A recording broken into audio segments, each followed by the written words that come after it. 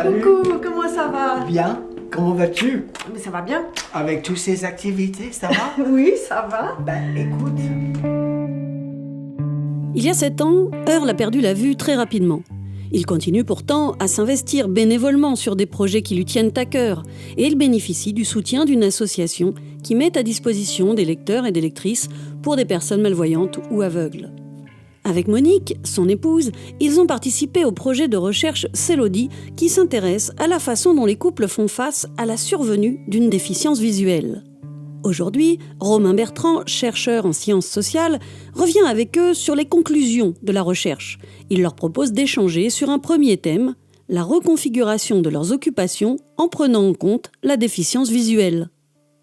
Earl a vraiment dit tout de suite que tout ce qu'il avait l'habitude de faire, il voulait continuer à le faire. Et moi, j'ai trouvé que c'était parfait et j'ai vraiment respecté ce désir, quitte à ce que les choses soient un peu différentes, ce qui fait que finalement, la routine habituelle du couple, dans la maison en tout cas, n'a pas vraiment changé. C'est comme ça que moi, je le sens. Comment toi, tu le sens, Earl? La première chose qui a changé énormément, c'était la notion d'espace.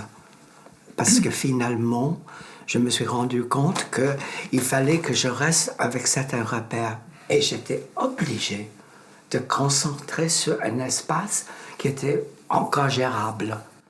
Mais par exemple, ça nous a pris pour retourner ensemble voir un film presque 2 ans et demi.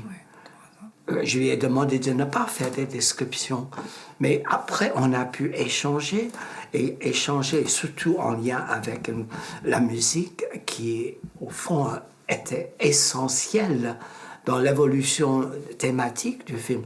Donc là, de nouveau, c'est des espaces où on a pu réintégrer ce qui était une passion pour nous deux.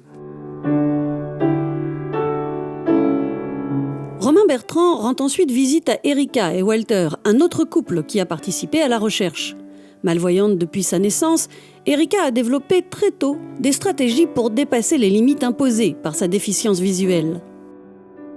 Je ne peux pas porter des lunettes puisqu'on ne peut pas me corriger, on ne peut rien faire. L'ophtalmologue me disait que mon cerveau travaille à double parce que je dois toujours adapter les choses. J'aime bien jouer, j'aime bien développer la logique et tout ça. Donc j'ai trouvé moyen je découpe mes petits jeux et puis je les agrandis. Il y a aussi cette volonté de vouloir être comme tout le monde, enfin de faire les choses comme tout le monde. Et il n'y a vraiment que dans les cas où j'arrive pas que je crie au secours. Mais autrement, j'ai essayé par tous les moyens de m'adapter, de trouver aussi des aides auxiliaires, par exemple des loupes qui me conviennent. Et puis, il y a pour tout ce qui est informatique, j'ai un programme qui s'appelle Zoom Text spécial. Donc, ce qu'il y a de merveilleux, c'est qu'avec ce programme Zoom Text, j'ai pu continuer ma vie professionnelle. Il a été installé là, dans ma place de travail. Et voilà, je l'utilise. Et je l'utilisais, parce que maintenant je ne travaille plus, mais je l'utilisais au travail et je l'utilise à la maison. À la Haute École de Travail Social et de la Santé de Lausanne, Romain Bertrand retrouve Jennifer Fournier, avec qui il a collaboré sur le projet Célodie. Ils se remémorent les différents entretiens et partagent leurs conclusions sur cette recherche.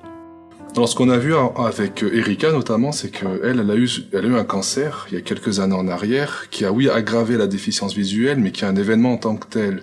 Donc en fait, ce qu'elle nous a expliqué, Erika, et on l'a vu chez d'autres couples, c'est que la déficience visuelle ou la surdicécité, c'est un aléa comme un autre finalement qui s'inscrit dans l'expérience des couples.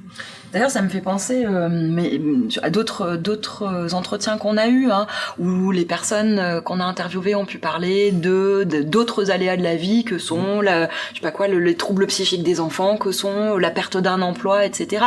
Et où on voyait bien dans les échanges qu'on avait avec eux que la déficience visuelle ou la surdicécité s'inscrit dans une trajectoire de vie ou dans un parcours de vie et du coup, effectivement, peut être un aléa comme un autre. Mais attention, ça a quand même un impact majeur pour les couples et notamment sur leurs activités. Il y a un vrai risque de minimiser et donc de pas prendre en compte les impacts finalement que peut avoir la déficience visuelle qui s'aggrave ou la surdicécité sur le couple. Et puis t'as raison, d'ailleurs je relance encore sur un exemple de ce couple qu'on a rencontré où madame a une déficience visuelle mais pour monsieur finalement il lui demande toujours de jouer avec les enfants. Alors elle se met à côté mais finalement elle le dit, j'ai l'impression de servir à rien, c'est compliqué. Ou des situations où elle continue à aller chercher des champignons avec son mari, mais elle se sent en danger. Donc il y a une forme un sentiment en tout cas, pas de maltraitance, mais un petit peu une sorte de tension qui s'installe au sein du couple et faire comme si il n'y avait pas cette nécessité de s'ajuster, c'est là où ça peut générer des tensions au sein du couple, effectivement. Ouais, et puis de pas prendre en compte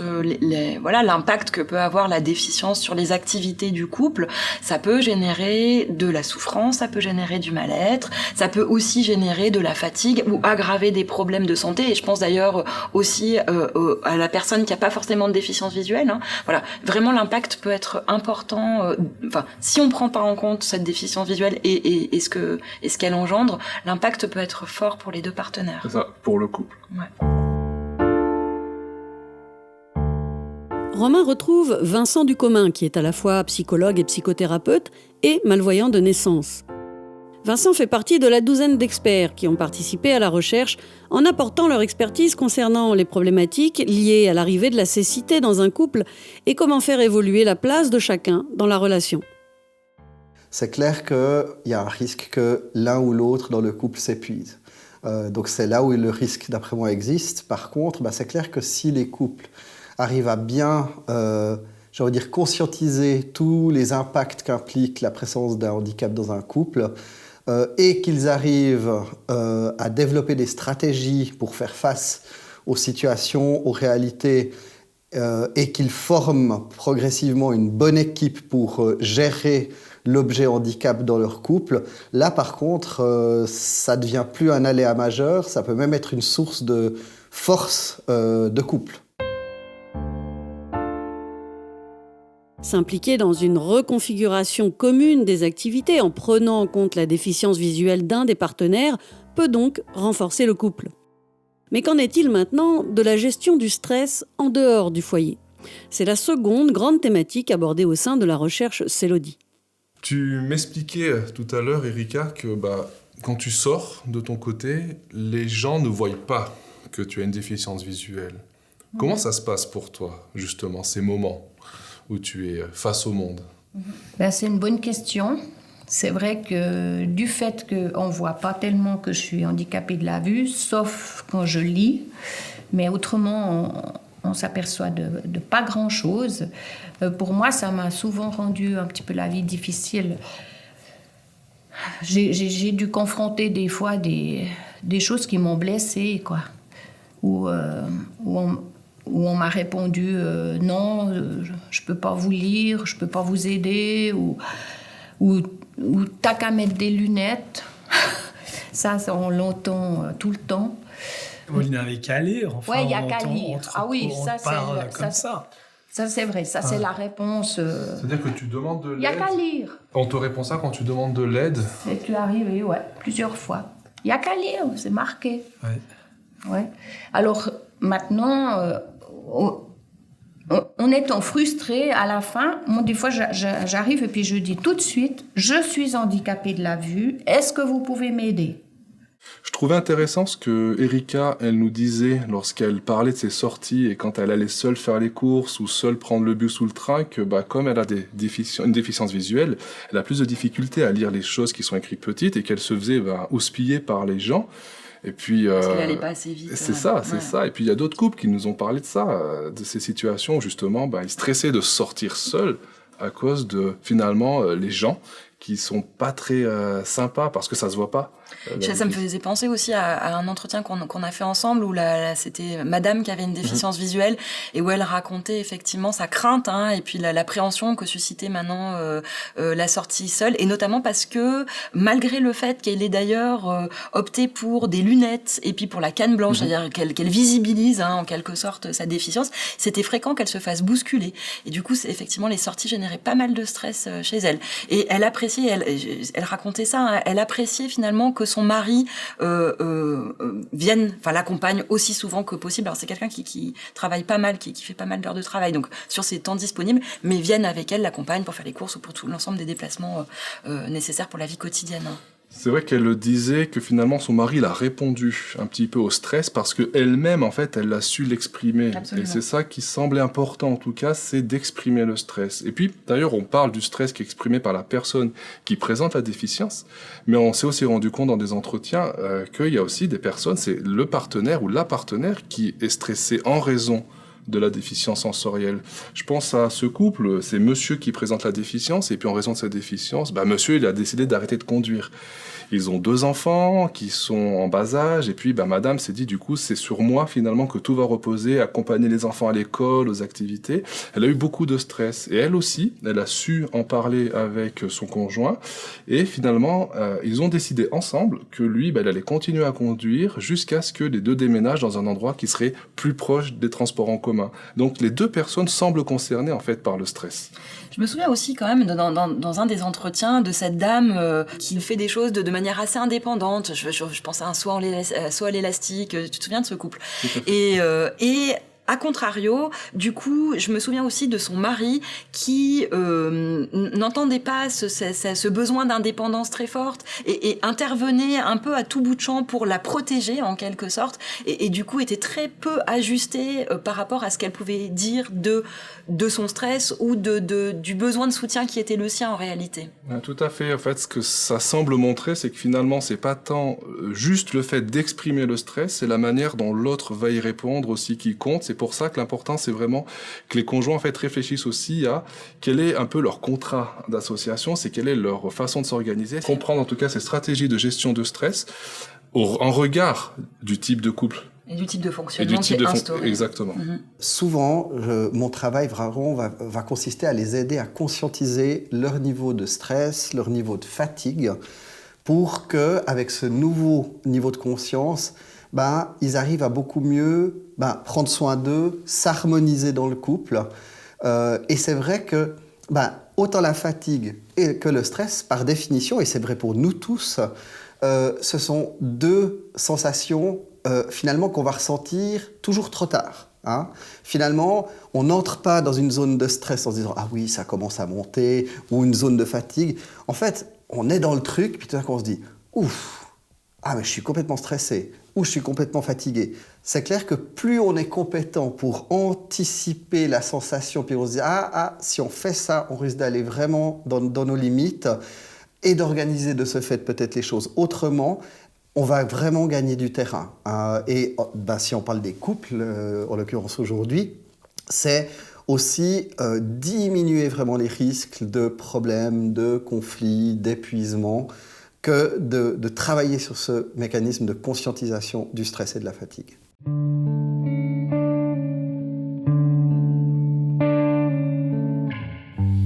peux arrêter. Ouais, c'est celui-là et l'autre à l'arrière. Je le mets à moitié ou je le mets au maximum? Ouais, d'accord. Après la reconfiguration des habitudes de vie et la gestion du stress, Romain Bertrand souhaite maintenant aborder un 3e thème important ressorti au cours de la recherche Célodie. La relation aidant-aidé et l'interdépendance dans le couple. Elle se débrouille tellement, mon épouse, que je me suis souvent reposé sur elle pour beaucoup de choses. Et puis avec le temps, elle me dit « Maintenant, c'est toi, tu ne dois pas te reposer que sur moi, à cause des voyages surtout. Je n'ai pas le sens d'orientation. » Alors elle me dit « Maintenant, alors je prends mes responsabilités dans ce sens-là, j'anticipe et j'apprends. Grâce à mon épouse, j'ai appris à m'organiser. Malgré qu'elle soit malvoyante, c'est comme si elle voyait. Elle a appris à m'organiser, appris à m'assumer. Je le dois beaucoup à mon épouse et je voulais le dire. » Le sens de l'orientation, tu l'as pas du tout. Comment ça se passe lorsque vous êtes invité quelque part ou que vous voyagez ? C'est vrai qu'alors Walter, il n'a pas le sens de l'orientation. Il tourne en rond, il ne sait pas où est le nord, le sud, l'est, l'ouest. Je lui demande souvent, c'est où le nord, c'est où le sud, etc., les points cardinaux. Et puis, moi, de nouveau, mon sens de ma mémoire, mon sens de l'observation, je vais quelque part, je sais retourner, je peux presque dire les yeux fermés, enfin, je ne sais pas comment dire, mais je sais, j'enregistre et c'est tout bon, je sais y aller.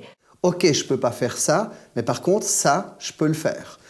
Et je peux prendre le relais, peut-être même pour le couple, sur telle ou telle chose.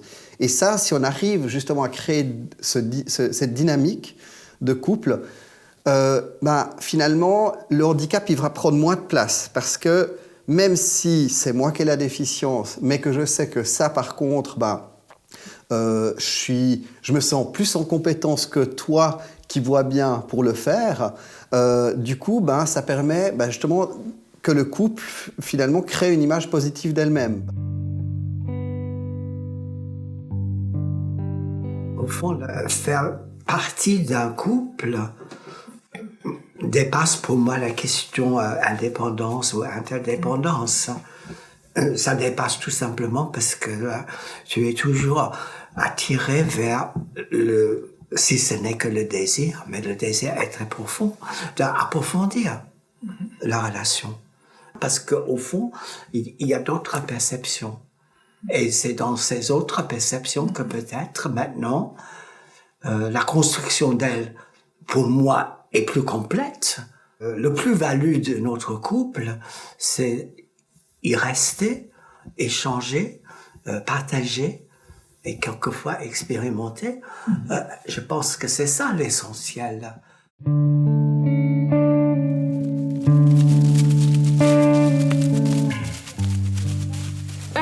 Vient participer à des cours d'équitation adaptée. J'avais travaillé avec des personnes avec un handicap visuel par le passé et j'avais beaucoup travaillé en guide. Donc je leur indiquais où aller et j'aime beaucoup travailler l'autonomie, donc j'essayais de leur indiquer un maximum en leur donnant des repères pour qu'ils puissent être autonomes. Ce qui a été assez impressionnant avec Earl, c'est que j'ai découvert que l'autonomie était en fait possible de manière complète parce qu'il a vraiment une perception très très fine de son environnement, très très fine de l'espace dans lequel il évolue. Et petit à petit, j'ai osé, on va dire, lui laisser vraiment de l'autonomie. Je ne suis pas derrière toi, donc je ne peux pas te garantir que c'est parfait.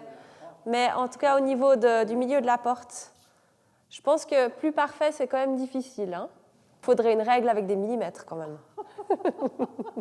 Pour moi, ça a été une grande découverte et une réelle découverte de ce que pouvait être l'autonomie d'une personne avec une cécité complète qui peut en fait évoluer grâce aux yeux de son cheval dans un espace sans du tout avoir en fait de béquille quelconque, ni canne, ni voix, ni rien quoi. L'idée pour Earl, c'est qu'il puisse vraiment retrouver son environnement sans avoir d'aide autre que son cheval qui le porte. Ils aiment être ensemble, Earl et Monique, mais il y a encore des fois où Earl il fait tout seul. Donc on voit que la dépendance, c'est pas forcément systématique. Oui, et c'est intéressant ce que tu dis par rapport à ce couple, parce que il me semble que dans plusieurs couples, la façon dont les choses sont présentées par les personnes qu'on a rencontrées, ils mettent l'accent sur l'interdépendance, c'est-à-dire comment chacun dépend de l'autre et que c'est pas que dans un sens. Et puis il nomme aussi les choses un peu différemment. Il parle de réciprocité, il parle de soutien mutuel, il parle de solidarité. Et donc on voit bien aussi comment la question de la dépendance, elle est pas seulement péjorative, elle est pas que à l'endroit de la personne qui a une déficience visuelle, mais qu'elle est aussi une façon d'être en relation et une façon de créer du lien ou en tout cas de fonctionner à deux dans les couples. La dépendance, ça peut aussi générer de la gêne, ça peut aussi générer de la culpabilité, que c'est pas toujours facile de demander à l'autre, qu'on peut avoir l'impression d'être une charge, voilà, et que ces dimensions-là moins agréables et moins positives étaient aussi présentes dans ce qu'on a pu entendre, mais que malgré tout, ce qu'il faut qu'on garde quand même, je crois, en tête, c'est que la dépendance, elle est pas figée et elle est surtout pas que à l'endroit de la personne qui a une déficience visuelle et qu'il y a des choses qui se jouent joue bien à deux dans les couples en fait. Il faut que les conjoints finalement ils aient ce sentiment qu'il y a une équité des contributions. Absolument. Et ça peut aider, en tout cas, ça peut faciliter le fait de faire avec la déficience au sein du couple. Je trouve aussi, en lien avec ce qu'on est en train de se dire, ce qui était fort, en tout cas, dans les témoignages ou dans ce qu'on a pu recueillir comme discours, c'était il y a un peu comme ça quelque chose qui laisserait penser qu'un couple qui fonctionne bien, c'est un peu naturel en fait entre les gens, on n'a pas forcément besoin de se parler, etc. Et que ça remet au devant de la scène ce besoin d'être explicite et d'explicitation, avec peut-être d'ailleurs, c'est là que doit pouvoir intervenir un tiers pour aider à rendre explicite un certain nombre de choses qui, pour plein de couples qui fonctionnent autrement, restent implicites. Ça ne va pas forcément de soi. Ouais. Pour retrouver les vidéos issues de la recherche Célodie, rendez-vous sur le site de la FIRA, fira.org, sur la page « La vie de couple et la déficience sensorielle » du programme CLAP sur la recherche. Vidéos, mais aussi rapports de recherche et ressources complémentaires sont disponibles en accès libre et gratuit.